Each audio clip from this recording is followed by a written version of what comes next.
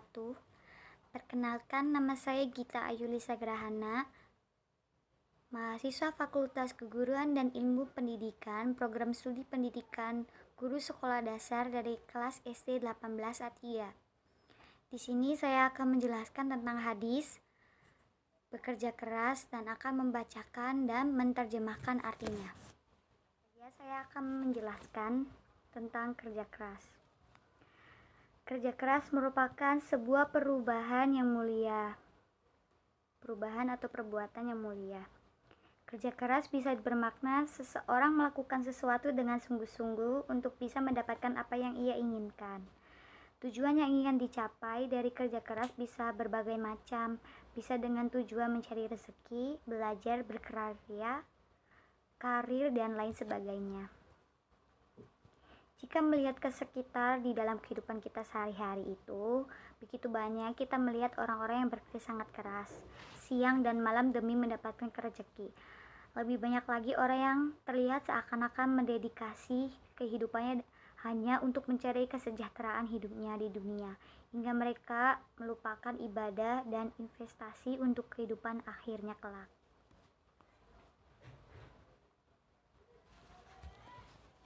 Pandangan Islam tentang kerja keras, yaitu kerja keras termasuk salah satu hal yang diajarkan oleh ajaran Islam. Bahkan umat Islam diwajibkan untuk selalu bekerja keras.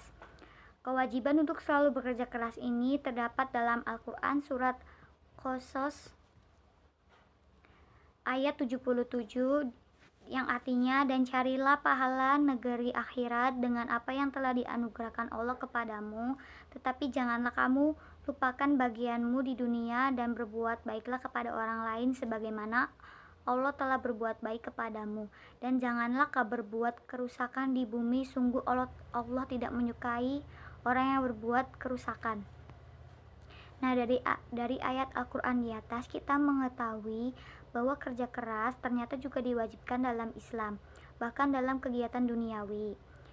Di ayat tersebut kita diajarkan untuk tidak boleh hanya memikirkan kehidupan saja, melainkan juga kita harus memperjuangkan kehidupan kita di dunia.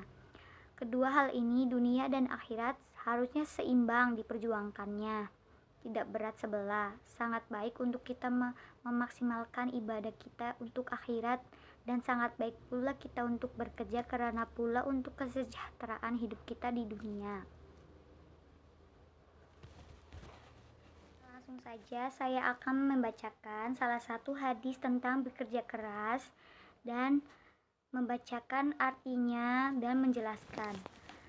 A'udzu billahi minasyaitonirrajim. Bismillahirrahmanirrahim.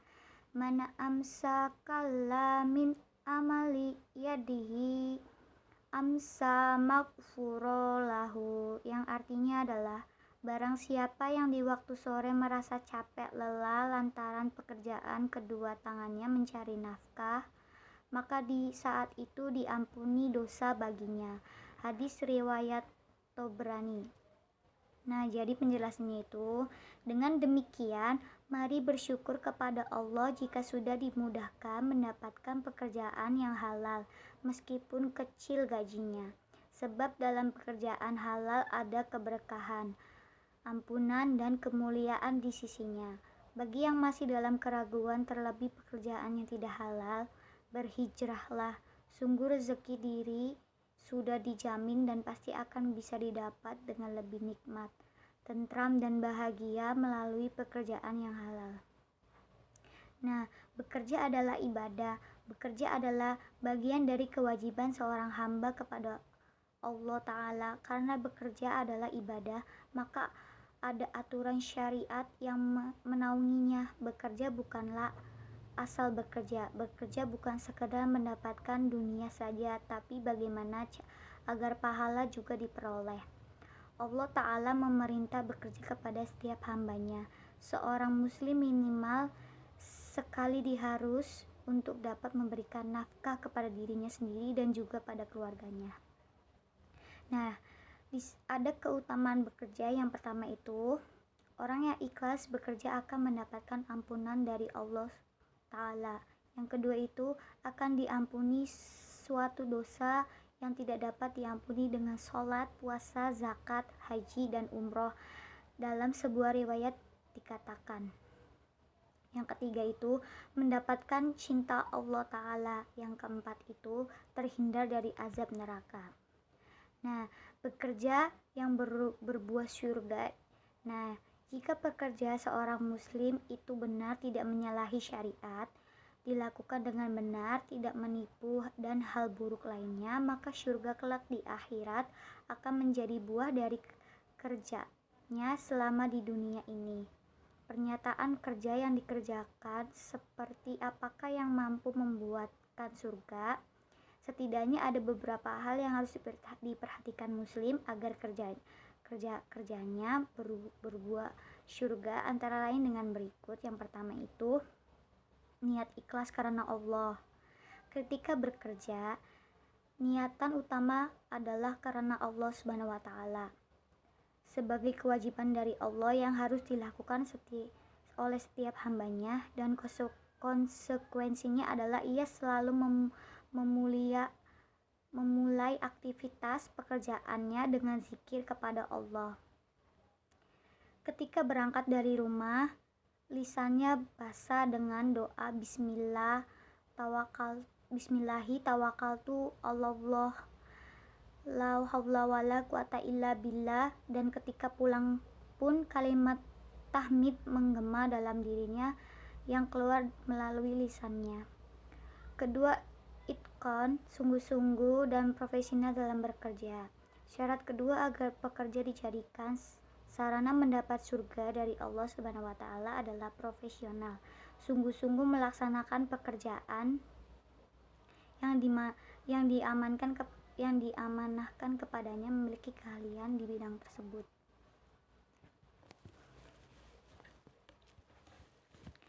Nah, ketiga, bersikap jujur dan amanah. Karena pada hakikatnya pekerjaan yang dilakukan tersebut merupakan amanah, baik secara duniawi dari atasannya atau pemilik usaha, maupun secara duniawi dari Allah Ta'ala, akan diminta pertanggungjawaban atas pekerjaan yang dilakukannya.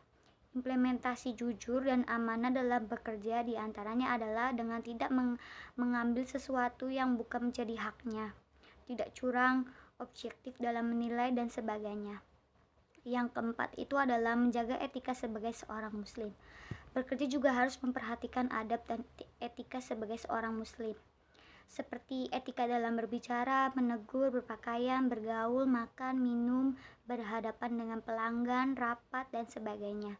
Bahkan akhlak atau etika ini merupakan ciri kesempurnaan iman seorang mukmin. Kelima yaitu tidak melanggar prinsip-prinsip syariah. Aspek lain dalam etika bekerja dalam Islam adalah tidak boleh melanggar prinsip-prinsip syariah dalam pekerjaan yang dilakukannya.